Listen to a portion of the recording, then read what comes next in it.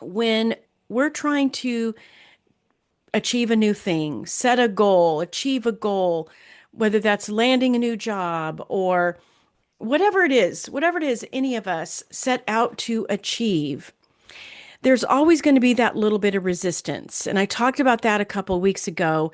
And maybe I even mentioned the book, The War of Art by Stephen Pressfield, which I highly recommend. It's about getting out of your creative blocks. But here's the deal. We get blocked with a lot of stuff. We set a goal and then we immediately start resisting that goal and we never get to the place that we want to get.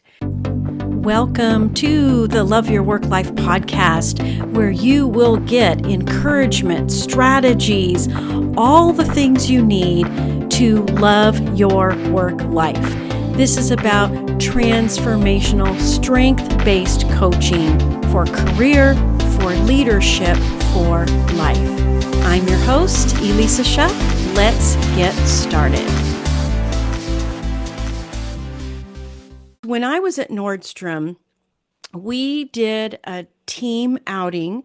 I was a manager buyer in one of the stores in Oregon, and our store manager planned an event for all of us, all of her team, to go river rafting down the Deschutes River. And since then, I've looked it up a couple times because I remember it was kind of scary. And I really didn't want to go. Let's be real. I just have never been into those big events and whatnot. And I'm certainly not an outdoorsy, athletic person. So part of me was kind of freaking out about all of that. So anyway, but I went because you know what? I'm a team player. You know what? I thought it was wonderful that she was arranging this for all of us.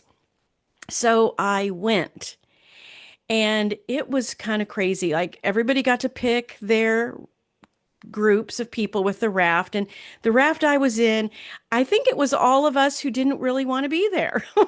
So there was 8 of us who were really concerned about this river rafting trip. But it turned out so great. We had such an awesome guide. He was on point. He said, when I tell you to paddle, you paddle. And when I tell you to paddle hard, you paddle hard. And we made it. It was a great trip. We stayed away from the fray. We told him we don't want to be in the fray of people flipping each other's boats over and throwing water on each other. And so he kept us out of that kind of crazy fray. But what was so beautiful and what I so appreciated about it on the bus ride back was that this was an analogy for life. When we're trying to achieve a new thing, set a goal, achieve a goal, whether that's landing a new job or whatever it is any of us set out to achieve, there's always going to be that little bit of resistance. And I talked about that a couple of weeks ago. And maybe I even mentioned the book, The War of Art by Stephen Pressfield, which I highly recommend. It's about getting out of your creative blocks. But here's the deal. We get blocked with a lot of stuff. We set a goal and then we immediately start resisting that goal and we never get to the place that we want to get. So this analogy of a river, of the flow of a river, and just going with the flow. We did not paddle upstream, my friends, but guess what? We hit some rapids. And we had to make some maneuvers. We had some places where we needed to think clearly and focused and paddle hard. And that's just kind of what life is. That's what achieving goals is. We have the river, this small little event floating from one end to the other. And then we have workplaces and goals. And then we have the macro of life. And it does nobody any good to be paddling upstream. And unfortunately, I think that's what a lot of this hustle culture, this grit, the language and messaging of grit and perseverance. It's like, man, you want to reach the summit, you climb. And clearly there's things to do. But it's really more like the river. You're going to hit some bumps. You're going to have some rocks in your way. You're going to have to maneuver. But the overall is a flow. The overall is a movement with the current instead of against the current. And that is the best way to achieve a goal. Think about that for a second. We've been taught that we've got to grind, we've got to sacrifice, we've got to hustle. But neuroscience, and I would even say ancient wisdom, tells us a very different story. Our brains and our state of being is what determines our results more than the system, more than the process, more than the to-do list. And there's a lot of systems out there. And maybe there is one that will work for you, but not a single system of how to achieve a goal will work if you don't get your head right. It's not about more effort. It's actually about more alignment. Another great Nordstrom story I have is when I had just become a manager. A bunch of us managers were brought in for some training, and the training was by an organization called the Pacific Institute, Lewis Tice, and the program was called Investment in Excellence. And I really loved that stuff. And Nordstrom was one of the first places that really introduced me to the idea that, hey, you invest in yourself and you invest in your people. And what was so awesome is that this program was about achieving goals, but it wasn't the mechanics of it. It was the neuroscience of it. It was the mindset of it. And I still have that giant binder on my bookshelf. It was a very intense, comprehensive program. But the key is that achieving goals is something that happens from the inside out. There's not going to be a system, there's not going to be a plan or a strategy that will give you long-term success and goal achievement if you don't have the neuroscience and the mindset of goal achievement, because the systems don't work if you're not tapping into how your brain actually drives results. I heard someone say the other day, our brains are a goal achieving machine. We don't have to train our brain to achieve a goal. We just have to get in alignment. We just have to tap into the things that we already have. Now, one thing I've talked about it plenty, and that is the reticular activating system. It is our brain's filter. It decides what we notice and what we act upon based on what we believe and expect. I heard Mel Robbins say one time that she starts every day expecting to see hearts, heart shapes. And she does. She sees them everywhere. Could be a potato chip, could be a rock, could be a cloud. Because she set that expectation and she believes that is what she's going to see. This is how our brain works. If you tell your brain what matters to you, it will show you more of it. This is just the way it works. So what do we want to do? Well, we want to tell our brain what matters. We want to set that intention. We want to say, hey, this is the goal I have in mind. We don't have to have the how. We just have to have a very clear picture. The picture has to be clear, the picture has to be vivid, and you got to put some emotion behind it. You got to feel what that feels like. That is going to elevate this process that your reticular activating system is already doing for you automatically. It's why when you start out with a bad day, everything seems to go wrong. If you start out with a good day, man, things are just falling into place. You have synchronicities all over. Remember your reticular activating system. The next thing is neuroplasticity. And if you've been engaging with me at all, you know I really love physics and neuroscience and how that integrates with just how we do life. Well, neuroplasticity is about how the repetition of thoughts will rewire your neurological pathways. That means the more consistent focus you put on a desired result, it will shape your default patterns. And you won't be walking around unconscious all day long, just doing the same thing over and over again. As soon as you start rewiring things, you start seeing things differently. You start seeing opportunities that would be an open door for you. You start sensing, oh, hey, this might be a better way to go. Your intuition starts ramping up. We also have dopamine and motivation. And the book Tiny Habits by Dr. BJ Fogg is a really awesome study on dopamine and motivation and how to leverage that to achieve your goals, whatever those goals are. Could be landing a new job, could be losing weight, could be just creating any kind of better habit that you want to create. The way this works is it's about progress, not perfection. That's why he calls it tiny habits.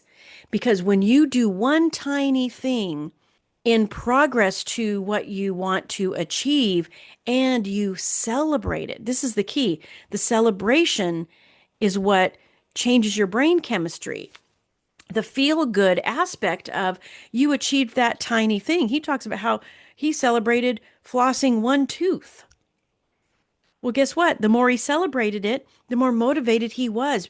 Not because he was conjuring up some kind of grit and persistence and dedication and perseverance to flossing his teeth. It was because his brain said, hey, that was cool.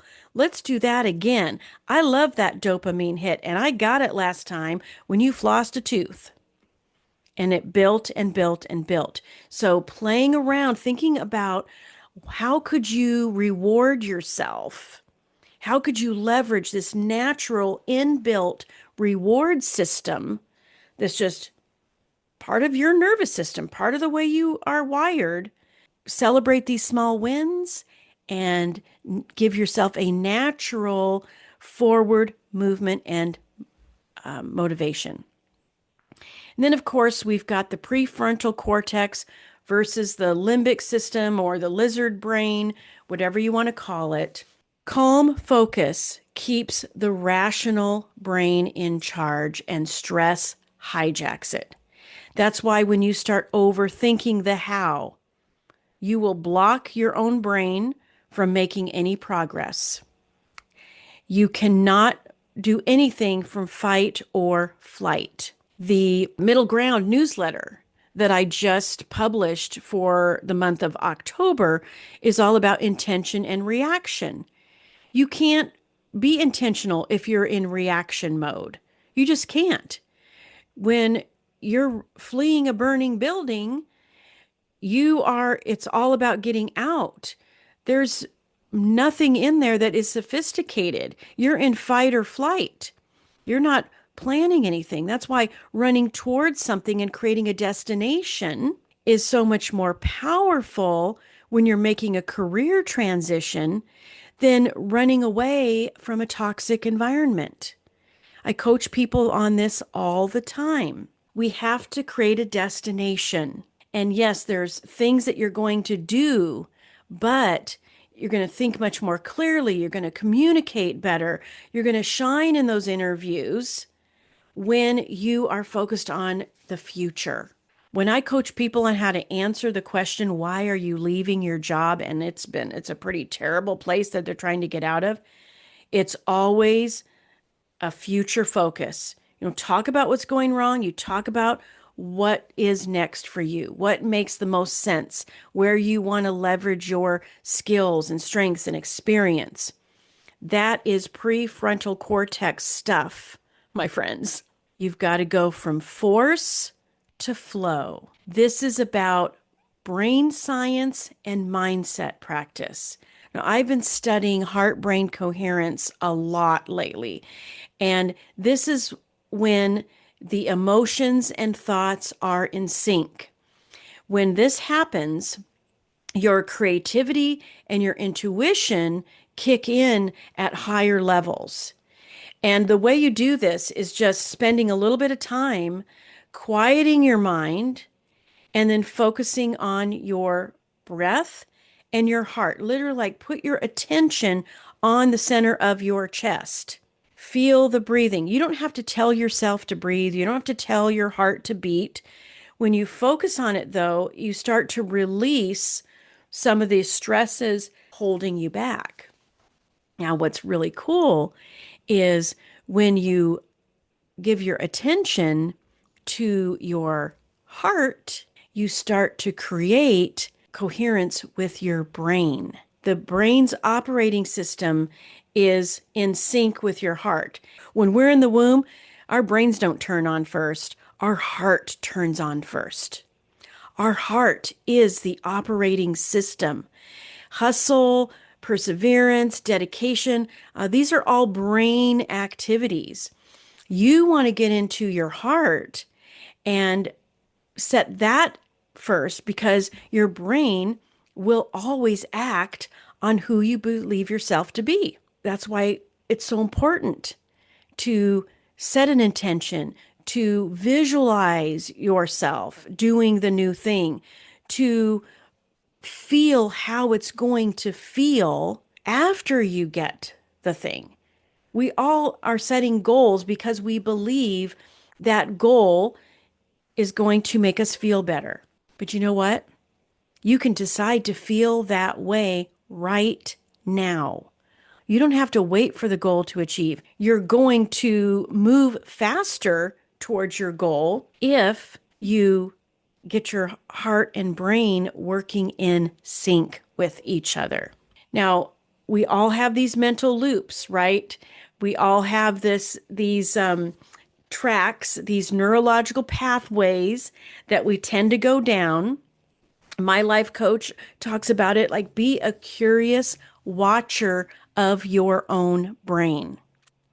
This is about noticing what's happening, naming what's happening, and then giving yourself a nurturing, gentle redirect towards what supports your intention. Let me say that again. We have some well-worn neurological pathways. We've had people say things over us that were not helpful, that created patterns that we need to break. Have you ever thought, oh, I want to do this, and you kind of set out on it, and then you give up too easily? Guess what? You were just butting up against some well-worn neurological pathways, some patterns that you didn't deal with. And if you go into the nervous system, you've actually chemically wired your body for those behaviors. So when you start trying to change, your body gets all out of whack and says, wait a minute, that's not how we do it here. And you start slipping in to not just old patterns, but your body is now running the mind instead of your mind running the body. So this notice, name, and nurture practice can help you be more observant about what's going on and gently reset. And physics comes into this as well.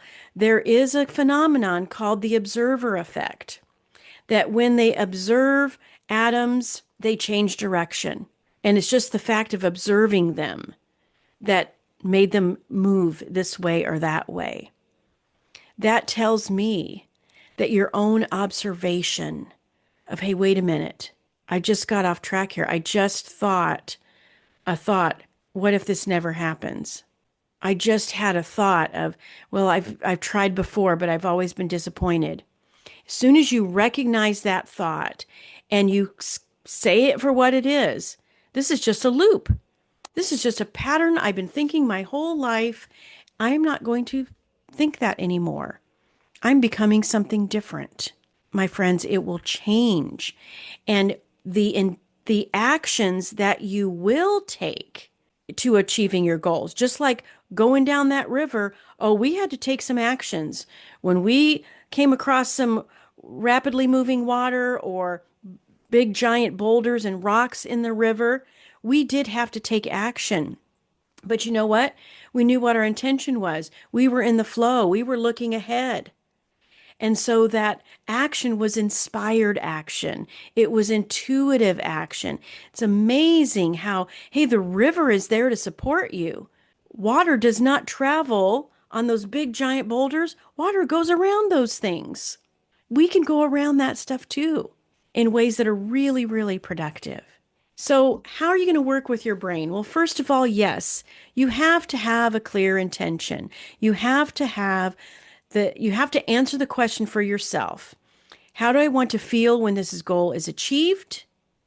And give yourself that feeling right now by visualizing with emotion. The mental rehearsal activities activate the same neural networks as the actual experience. Scientists have tested this out so many times. People who work out, they can go in, they can do a workout, they're measuring their brain while they're working out, and then the next day they measure their brain again, only they're not physically working out, they're just thinking about their workout. Guess what? The same parts of the brain light up. They've done this with athletes, they've done it with musicians. This is exactly what we can do too. When you mentally rehearse and you're activating those neural networks and giving yourself the actual experience mentally and emotionally, you will start to create opportunities. You will, because you'll be seeing them, and you will be inspired to the actions and the how that will get you there. It's really important also to detach from the outcome. Our brain performs best in a state of relaxed awareness. That means you're focused on your state of being and alignment versus the how. Just stay in this relaxed awareness. Course correct yourself gently. We all have to. Hey, I got off course. I procrastinated. I'm working on a big project right now, and I got to tell you, I am reteaching myself some of these things because it's something I absolutely want to accomplish.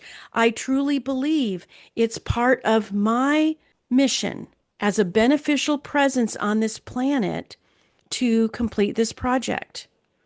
So I need to course correct. I bet you need to course correct. We need to do it gently instead of judging ourselves for getting off track.